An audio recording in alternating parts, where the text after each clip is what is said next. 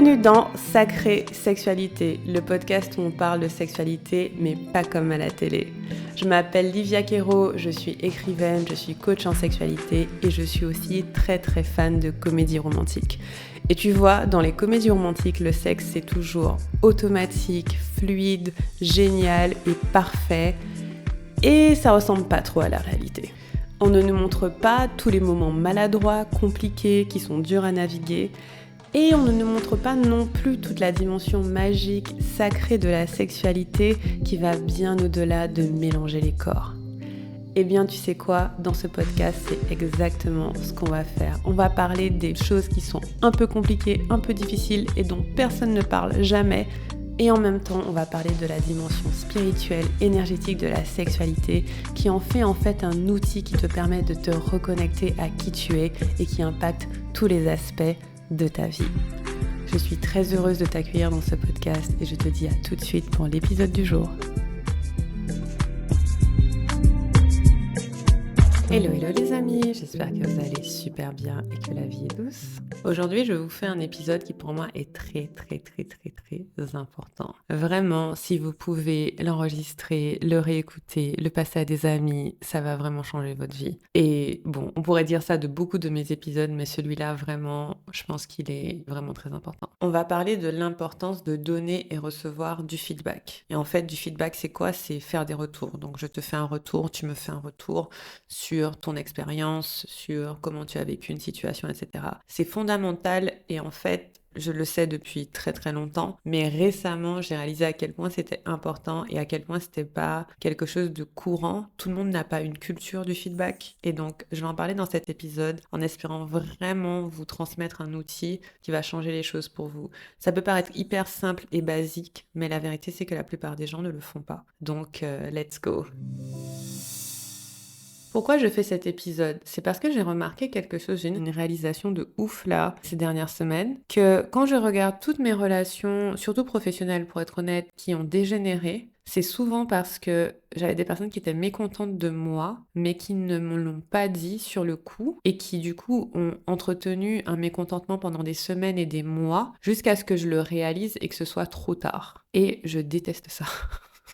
Il n'y a pas plus désagréable que de découvrir des semaines ou des mois après qu'il y a quelqu'un qui en fait est hyper mécontent de toi et tu n'étais pas au courant et donc tu n'as rien pu faire pour réparer et de toute façon la personne s'est déjà formée son opinion donc trop tard quoi. Et c'est des choses que j'ai du mal à naviguer personnellement parce que j'essaie d'être une bonne personne du mieux que je peux, je veux que les gens croient que je suis gentille parce que je suis gentille, mais je veux que les gens aient une bonne image de moi et idéalement, ce que j'aimerais, c'est que si quelqu'un est mécontent de moi, je puisse réparer. Sauf que souvent, je le savais pas et ça arrivait beaucoup trop tard pour que je puisse réparer. Non seulement ça arrivait tard parce que quelque chose avait déjà eu lieu, mais aussi parce que la personne avait déjà formé une opinion qui était assez figée. Et donc ça me laissait un peu sur le cul et un peu démunie et ce sont des choses qui m'ont beaucoup fait me remettre en question, me demander est-ce que je suis une bonne personne, qu'est-ce que j'aurais pu faire, etc. Mais à chaque fois, je me retrouvais face au mur de mais putain, mais c'est trop tard.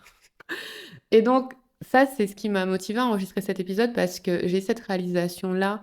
Après, je réfléchissais à quelque chose et je me suis dit, ah, mais ce qui s'est passé, en fait, c'est ça. Ce qui s'est passé, c'est que sur le coup, les gens ne m'ont pas fait de feedback. J'ai pas eu droit à un feedback immédiat. Sinon, notre relation, elle aurait été maintenue. Les choses auraient été réglées très rapidement. Très rapidement. Mais comme j'ai pas eu ce feedback, je n'ai pas pu réparer et donc du coup, la relation s'est détériorée et c'était dommage pour tout le monde. Voilà. Donc c'est ce que j'aimerais vous éviter en partie. Mais vous allez voir que ça, c'est juste un petit angle de toute cette conversation. C'est beaucoup plus vaste que ça, en fait. Pour moi, être capable de donner du feedback et de recevoir du feedback, et donc de donner des retours et de recevoir des retours, c'est ce qui permet d'avoir des relations fluides et saines. Et ça permet aussi d'éviter beaucoup de conflits. C'est-à-dire que très souvent, un truc qui pourrait être conflictuel, c'est réglé en une demi-seconde et vite fait, quoi. Vite fait. Genre, c'est limite un non-sujet quand les gens se font des retours et reçoivent des retours. Et donc, c'est le pourquoi de cet épisode, cette motivation, c'est parce que je me suis dit, ah mais en fait c'est ça qui a causé autant de friction, c'est parce qu'on n'a pas su donner du feedback ou recevoir du feedback, entre autres. Donc, let's go, on rentre dans le vif du sujet. Donc, cette notion de feedback, je ne l'ai pas inventée clairement. En gros, moi, j'étais consultante en management, c'était mon premier boulot, j'étais consultante à Londres, dans une très grosse boîte, dans un Big Four. Et en fait, on avait ces réunions tous les trimestres ou tous les semestres où on nous faisait du feedback. On faisait du retour sur notre performance, etc. Donc c'est de là que voilà, vient cette culture. Mais bon, je l'ai toujours associé à tu t'en sors bien, tu t'en sors pas bien. Donc je peux pas dire que je l'ai intégré dans ma vie à ce moment-là. La personne qui m'a fait basculer sur ça, c'est l'une de mes très bonnes copines. On est copines depuis plus de 10 ans, qui s'appelle Séverine. Et Séverine est coach à la base. Enfin, je sais pas si elle se dirait qu'elle est coach à la base, mais en tout cas, elle est coach et aujourd'hui, elle est chef d'entreprise et elle est très forte en management. Vraiment, c'est son dada, c'est son truc. Et à un moment, elle travaillait dans mon équipe, elle m'avait aidé sur pas mal de choses et elle nous avait toutes et tous appris à donner et recevoir du feedback. Je vais vous donner tout à l'heure la technique. Et en fait, c'était super intéressant parce qu'elle encourageait à la fois à donner du feedback constructif, donc qu'est-ce que tu peux améliorer, mais aussi à donner du feedback positif, à quoi tu es encouragé. Et en fait, les deux faisaient énormément de bien parce qu'en fait, on se sentait tous valorisés par l'un ou par l'autre. C'est-à-dire que si tu me donnes du feedback sur quelque chose que j'ai bien fait et que tu me célèbres, ça me fait me sentir bien. Et aussi, si tu me donnes du feedback sur quelque chose que je peux améliorer, quelque part,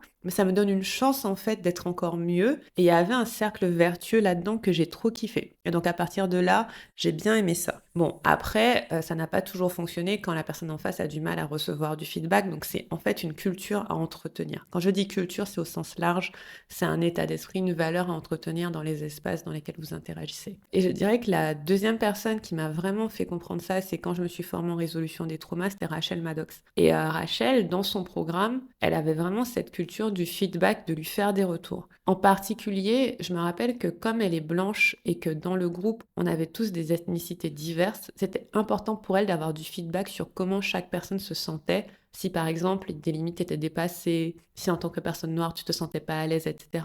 C'était important pour elle parce qu'elle se disait que justement elle a forcément des choses qu'elle allait pas capter ou qu'elle allait pas voir, même des propos qui sont échangés qui peuvent être pas forcément bien perçus, mais qu'elle, ayant son biais, étant une femme blanche, qu'elle aurait pas pu voir. Et ça m'a trop parlé, je me suis dit, mais c'est vraiment intéressant parce qu'en fait, c'était sa façon à elle d'entretenir un endroit où, même si elle ne voit pas tout, elle ne sait pas tout, elle peut quand même avoir assez d'informations pour améliorer un espace. Je trouvais ça vachement intéressant. Et du coup, c'est elle qui a installé en moi cette idée que donner et recevoir du feedback, ça va pas être quelque chose de négatif ou de compliqué dans un groupe, que ça peut être tout à fait fluide et que c'est pour le bien-être du groupe. Je voulais juste donner du crédit à ces deux personnes parce que c'est vraiment grâce à elles que c'est un peu entré dans ma... Pas un peu, c'est vraiment grâce à elles que c'est rentré dans ma façon de faire et dans ma culture. Et donc du coup, dans le temple, mon programme de groupe, il y a vraiment cette idée que tu peux me donner du feedback à tout moment. Et c'est trop important pour moi, vous imaginez même pas comment c'est important pour moi. Pour éviter ce que j'ai dit tout à l'heure, c'est-à-dire que je découvre que des semaines ou des mois après, des gens sont mécontents et que je peux rien faire. Je déteste cette situation, l'impuissance est horrible. Mais aussi parce que ça me fait du bien, parce que mes clientes, elles me donnent aussi beaucoup de feedback positif.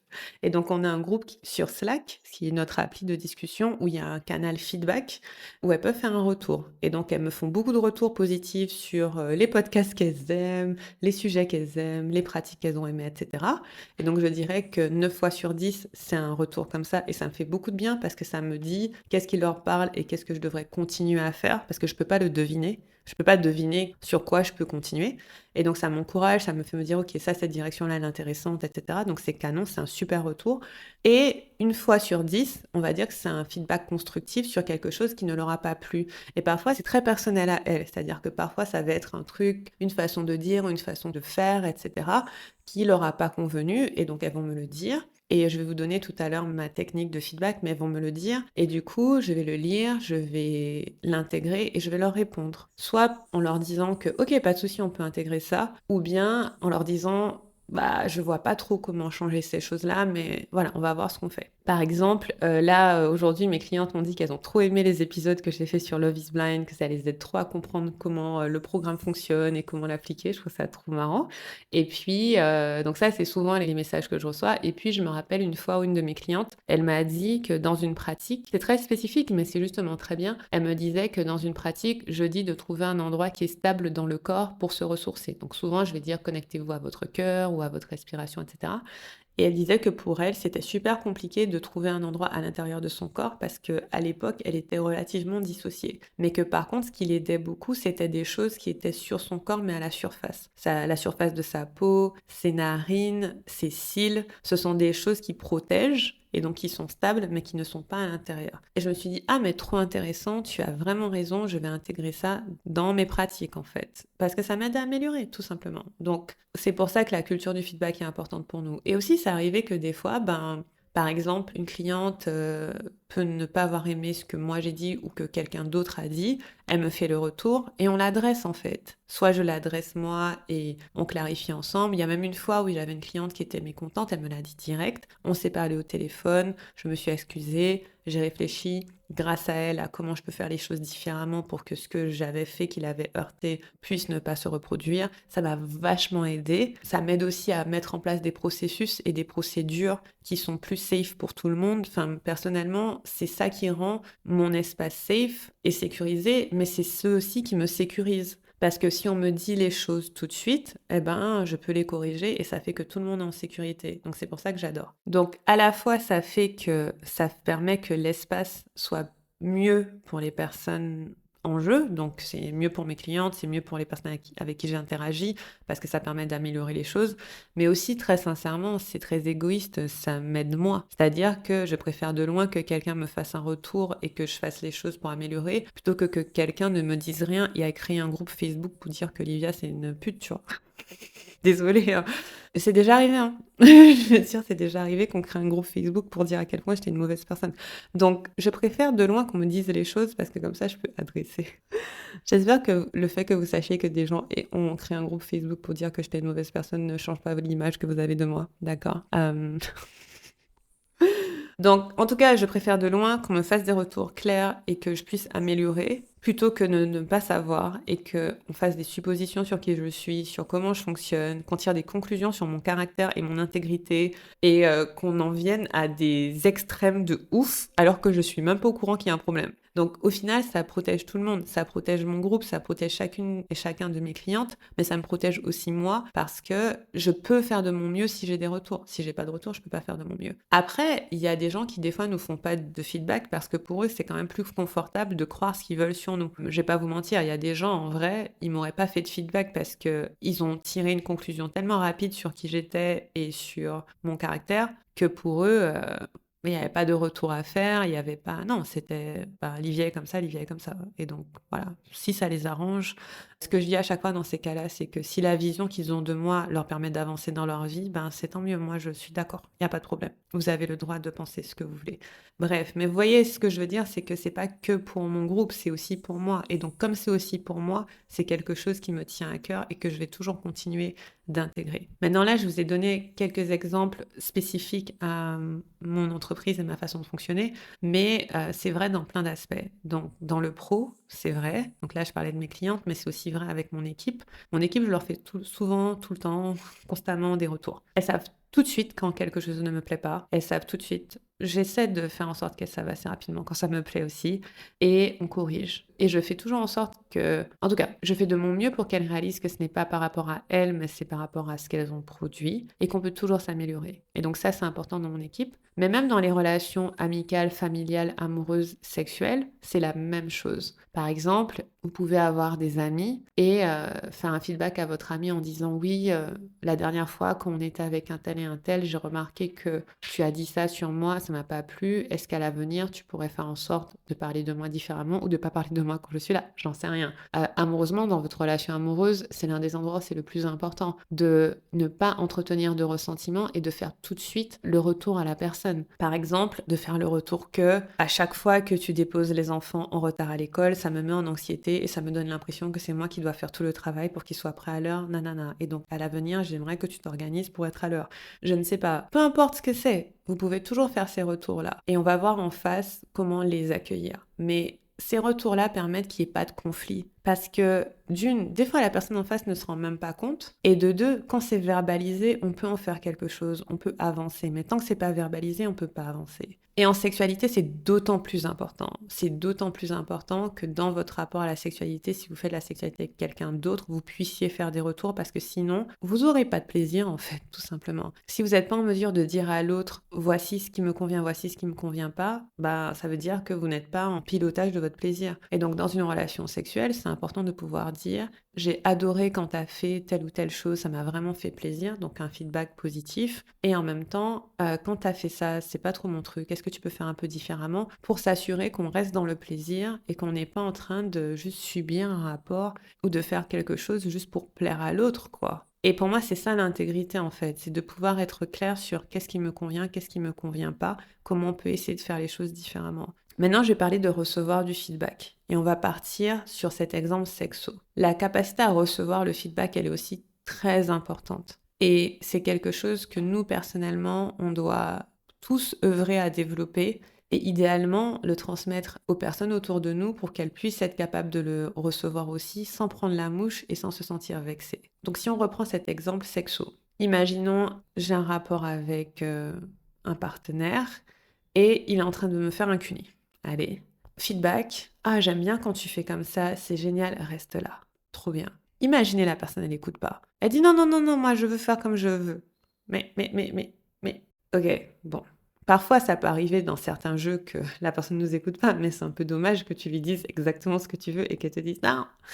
Ou pire, la personne, elle est en train de, je sais pas, s'acharner à un endroit et vous lui dites non, mais là, j'aime pas, ça me fait mal, arrête. Et elle écoute pas. Elle fait non, non, non, ou bien elle est vexée, non, mais arrête de me dire quoi faire, je suis censée savoir quoi faire, nanana. Oui, mais tu peux pas savoir quoi faire si t'as pas mon retour, en fait.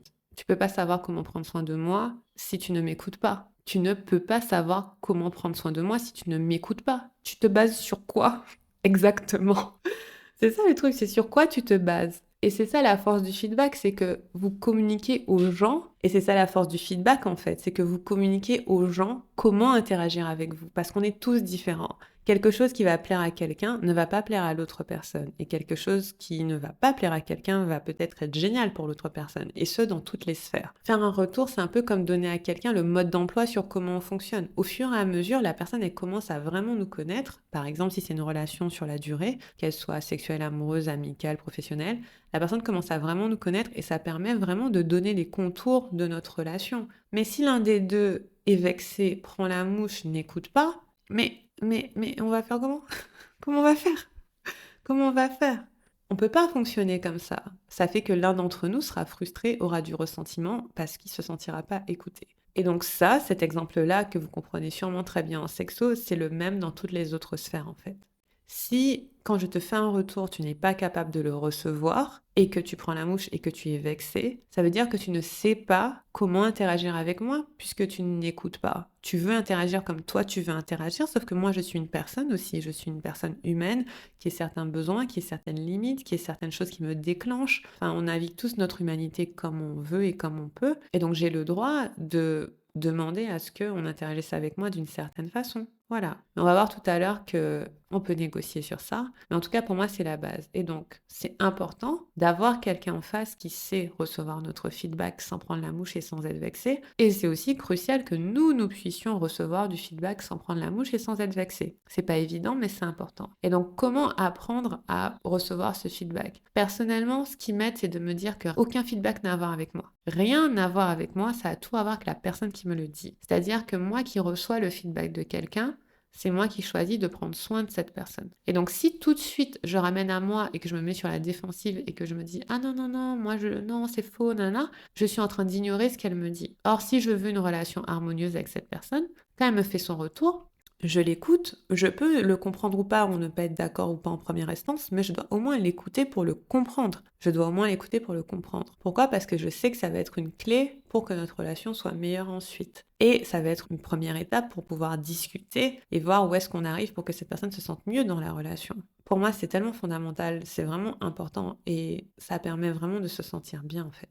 Et donc, pour recevoir du feedback, déjà, il faut qu'il soit bienveillant dans le sens où si tu me traites de tous les noms, pour moi, c'est pas un feedback. Si tu as du jugement dedans ou de l'agression, c'est pas un feedback. Mais si j'ai un comportement qui te fait te sentir d'une certaine façon et que tu n'aimes pas ça, eh bien, c'est important que je le sache pour que je me regarde et que je me dise, OK, comment je peux faire différemment ou est-ce que je peux même faire différemment? De même, si je fais quelque chose de bien qui te fait du bien et que tu as envie que je continue de faire, c'est aussi très très bien pour moi de le recevoir parce que ça me permet de continuer dans cette direction, de célébrer, de continuer d'améliorer. Et donc, recevoir ce feedback, il est très important. Et la meilleure façon de le recevoir, c'est se dire que ça n'a rien à voir avec nous. Que la personne est en train de nous communiquer quelque chose sur elle, sur ce qu'elle est en train de vivre, elle. Et qu'un feedback, c'est pas une attaque. C'est pas parce qu'on a fait quelque chose qui lui a fait se sentir d'une certaine façon que ça veut dire qu'on est une mauvaise personne. Ça veut juste dire qu'on est une personne humaine qui grandit et qui apprend. Et donc, ça va être quoi les étapes pour donner un feedback de façon,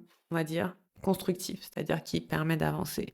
Et ça, c'est que ce soit positif, que ce soit constructif, ce sont les étapes qui, je trouve, permettent. Après, très souvent, c'est ce qu'on fait naturellement, mais c'est bien de les avoir en tête. La première chose, c'est nommer la situation. C'est dire, il s'est passé telle chose, tel jour, à telle heure. Et un feedback, c'est Séverine qui me l'a appris, se fait de façon nominative. C'est-à-dire que le feedback anonyme, ça n'a pas de sens ni d'intérêt parce que ça ne permet pas d'améliorer une relation. Après, si vous êtes au Auchan ou Carrefour et que vous voulez des retours sur comment améliorer vos rayons, c'est pas pareil. Mais si je veux, par exemple, améliorer la dynamique de mon groupe, c'est important que je sache quelle personne se sent pas bien ou quelle personne se sent bien. Donc le feedback anonyme, ça fonctionne pas très bien. Et donc première chose, on va nommer la situation, l'événement de façon factuelle. Tel jour, à telle heure, tu as dit ça, tu as fait ça, j'ai fait ci, tu as fait ça, voilà, de façon factuelle. Ensuite, tu expliques comment ça t'a fait te sentir ou ce que ça a provoqué chez toi. Qu'est-ce que ça a donné, comment tu t'es senti et qu'est-ce que tu aimerais qu'il se passe différemment à l'avenir. Voilà. Donc, exemple, dans le pro, je vais vous donner l'exemple de mon dernier épisode de Love is Blind. Quelqu'un m'a fait le feedback suivant. Dans ton dernier épisode de podcast, tu as parlé qu'il y avait de la diversité dans les ethnicités, qu'il y avait des personnes noires, asiatiques, et c'était très bien, mais tu n'as pas parlé du fait qu'il manquait de diversité dans les morphologies et que tout le monde avait le même style, c'est-à-dire femme mince, etc., etc. Et elle m'a pas dit comment ça la faisait se sentir, mais j'ai sous-entendu que ce serait bien que dans un prochain épisode, j'en parle. Et donc du coup, elle aurait pu très bien dire...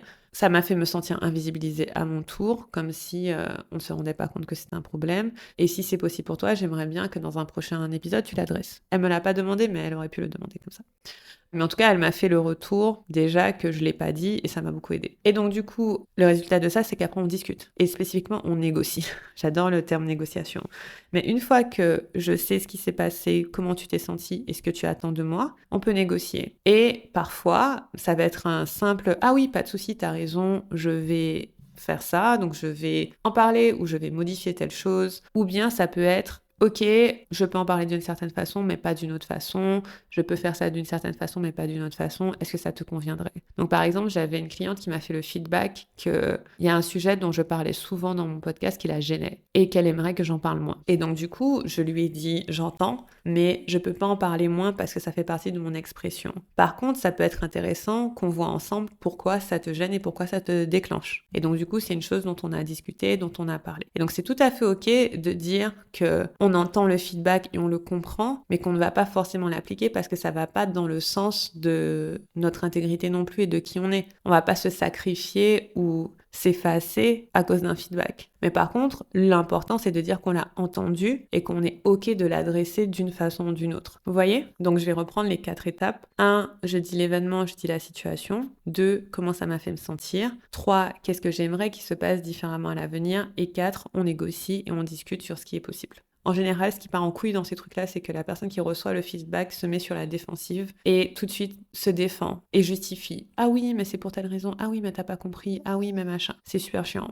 C'est super agaçant. Et si je l'ai fait, je m'excuse auprès de toutes les personnes que j'ai fait parce que pour être à la réception de ça, c'est vraiment pas agréable parce qu'en fait, on se sent pas entendu. L'autre chose que je peux dire aussi, c'est que c'est pas la peine de faire un feedback parfait. Je veux dire, on n'est pas tous coachs en CNV, en communication non violente. On va sûrement dire des choses qui sont pas, voilà, le plus neutre ou bien formulé possible. Mais en tant que personne qui reçoit le feedback, le plus important, c'est de voir que la personne nous communique un ressenti et de le prendre au sérieux. Et en tant que personne qui donne le feedback, le plus important, c'est juste de le donner, de déjà le dire, en essayant le minimum de tirer des conclusions et de juger, et en donnant à la personne un bénéfice du doute. Quand on donne du feedback, on donne à la personne un bénéfice du doute, c'est-à-dire qu'on lui donne l'espace de discuter avec nous, d'interagir avec nous, de nous dire son point de vue. Et je trouve que c'est pas mal. Et voilà, vous n'avez pas à faire parfait, vous n'avez pas à faire complet, mais le résumé de cet épisode, c'est s'il vous plaît, dites les choses. Dites les choses le plus vite possible, le plus proche de quand c'est arrivé. Idéalement, vous pouvez les dire après avoir processé vos émotions. Si vous avez des émotions trop vives par rapport à quelque chose qui s'est passé,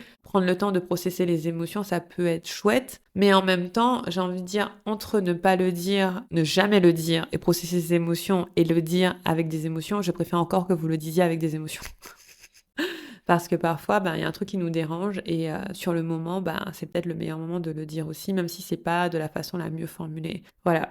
Donc, dans le meilleur des mondes, ça nous permet d'avoir des conversations qui sont constructives. On essaie au maximum de ne pas prendre la mouche, de ne pas être déclenché par le feedback de quelqu'un en se disant que c'est elle qui nous communique ses ressentis. Dans le meilleur des mondes, on fait majoritairement du feedback positif et de temps en temps du feedback constructif parce que ça fait du bien. Mais voilà, et je voulais juste partager ça parce que pour moi, c'est, comme je disais au tout début, c'est pas quelque chose que je vois de très courant. Et ça peut faire peur, en fait, de dire ce qu'on ressent. Et un dernier point, la plupart des gens qui m'ont pas fait le feedback sur le moment, je pense qu'elles étaient un peu en frise, en fait. Qu'elles avaient tellement peur de ma réaction qu'elles m'ont rien dit et qu'elles ont préféré processer tout de leur côté et ensuite me dire quelque chose de très final et de très radical. Parce qu'en fait, donner un feedback à quelqu'un, ça demande quand même un certain courage, j'ai envie de dire, ça demande une certaine énergie à mettre dedans, parce qu'on ne sait pas comment ce sera reçu, on a la sensation que c'est quand même une confrontation, on a la sensation que voilà, la personne peut peut-être mal le prendre, etc. Et donc du coup, on va éviter pendant je ne sais combien de temps jusqu'à ce que ce soit trop et qu'on pète un plomb et qu'on s'énerve. Pardon, je vais pas dire qu'on pète un plomb. Mais on va éviter la conversation jusqu'à ce que ça dégénère et que finalement c'est trop pour nous. Et au final, voilà, on va être dans un stade où c'est radical, on veut même plus parler à la personne. Et c'est une fuite totale en fait. C'est-à-dire que plutôt que de communiquer ce qu'on ressent, on va carrément fuir la conversation et on va arriver à un stade où on a déjà pris notre décision sur la personne et on dit, mais en fait, j'ai plus rien à te dire parce que tu m'as fait du mal. Oui, j'étais pas au courant que je t'avais fait du mal. Ouais, mais tu m'as fait du mal, c'est fini entre nous. Voilà. Et ça, c'est dommage parce que ça fait qu'il n'y a pas de progression possible. Alors que si ça avait été adressé très tôt, il y a progression possible. Mais je pense généralement que ça demande d'avoir une certaine confiance en la personne à qui on donne le feedback. Et c'est vrai que si on n'a pas cette confiance, on peut partir du principe que la personne ne le recevra pas et ne pas lui dire. Mais j'ai envie de dire que parfois, dire les choses, ça nous aide nous, en fait, à savoir qu'elles ont été formulées et à savoir que même si la personne en face n'a pas compris, n'a pas entendu, on sait que ça a été dit. Ça me fait penser à une personne qui m'avait dit un propos raciste, qu'elle ne peut-être savait pas être raciste, mais je lui ai dit que pour moi c'était une microagression et elle a très mal reçu. D'ailleurs, elle a essayé de se justifier et ça m'a trop énervée. Et finalement, moi j'ai coupé. Enfin, c'est surtout elle qui a coupé parce que je lui ai dit que voilà, ça me convenait pas sa réponse. Et c'est parce que je lui ai fait un feedback qu'elle l'a pas reçu. Et à ce moment-là, j'étais moi-même blessée parce que c'est ok pour moi qu'on fasse des faux pas, mais si je te fais le retour, c'est pas ok pour moi que tu l'ignores. Voilà. Donc, c'est ce que je voulais dire sur ce sujet. Je pense avoir abordé tous les angles, mais si vous avez des questions dessus, n'hésitez pas à m'écrire sur Instagram ou par email. Je sais que ce n'est pas facile, que ça donne l'impression qu'on va à la confrontation, mais je vous promets que c'est l'inverse. Je vous promets que ça permet d'éviter beaucoup de conflits et ça permet d'éviter des ruptures relationnelles. Ça permet vraiment d'éviter ce genre de choses-là parce que je regrette personnellement toutes les fois où j'ai pas dit les choses aux gens. Et finalement, ce qui s'est passé, c'est quoi? C'est que la relation, elle s'est juste distendue et on s'est éloigné l'un de l'autre parce que je sentais pas que j'avais, pas forcément que j'avais l'espace d'être entendue, mais parce que j'avais pas exprimé le truc. Et puis il y a des relations où j'avoue, j'ai donné un feedback sur certaines choses et la relation n'a pas tenu. Mais c'est pas grave parce que ça rejoint un point que je voulais dire et que j'ai oublié, du coup je vais le dire là. Parfois, vous allez donner un feedback à quelqu'un et ça va vous permettre de voir qu'en fait, au fond, vous n'êtes pas compatibles, vous n'avez pas du tout les mêmes valeurs en fait. Parce qu'elle va vous dire, vous allez lui faire un retour et finalement, elle va pas vouloir appliquer ce feedback parce que c'est pas du tout son fonctionnement et que c'est pas du tout qui elle est. Auquel cas, ça permet d'avoir un retour rapide sur si la relation elle est bonne pour vous ou pas. Et ça m'est déjà arrivé de faire des retours à des personnes, ça a complètement dégénéré et c'est là où je me suis rendu compte que en fait, on fonctionne tellement pas pareil que à l'avenir, ce sera compliqué de naviguer. La seule solution pour naviguer, ce serait de tout le temps me taire et m'étouffer et ne pas dire quand quelque chose me dérange en fait. Voilà. Donc, c'est mon message pour vous. Aujourd'hui, faites des retours, recevez les retours. Ça peut être délicat, mais honnêtement, plus on a cette culture, entre guillemets, plus on est habitué, plus c'est facile et plus les gens autour de nous, ils seront à l'aise de le faire. Vous n'avez pas besoin que ce soit super solennel, vous n'avez pas besoin que ce soit super cadré. c'est juste, tu te rappelles la dernière fois où t'as fait ça? Eh ben, je me suis sentie un peu comme ça. Est-ce qu'à l'avenir, on peut faire ça? Cool, on en discute? Voilà, facile. Non, c'est pas facile. C'est pas facile forcément, surtout si on l'a jamais fait, mais pour moi, ça m'aurait évité tellement de drama, de et c'est ce que je veux enseigner à mes clientes aussi, qu'elles se sentent à l'aise de me dire les choses, que j'adore tout recevoir d'elles, le bon comme le moins bon. Quand une cliente est mécontente et qu'elle me le dit, ça me fait tellement de bien. Je me dis, ok, merci, alléluia, je vais pouvoir adresser ça du mieux que je peux. Je veux avoir l'opportunité plutôt que de ne pas l'avoir. Et bien sûr, quand on me dit des choses cool, ben, je suis contente aussi. Mais voilà, j'espère que cet épisode vous a aidé parce que sincèrement, je me rends compte a posteriori que c'est ce que j'aurais voulu comprendre dans certaines situations parce que il y a des fois où ça m'est arrivé d'avoir ces liens distendus et je comprenais pas pourquoi. Et grâce à ce que je vous partage aujourd'hui, je comprends un peu mieux pourquoi. Donc j'espère que ça va vous éclairer aussi. Voilà, je vous embrasse et je vous dis à très bientôt. Bisous bisous. Salut!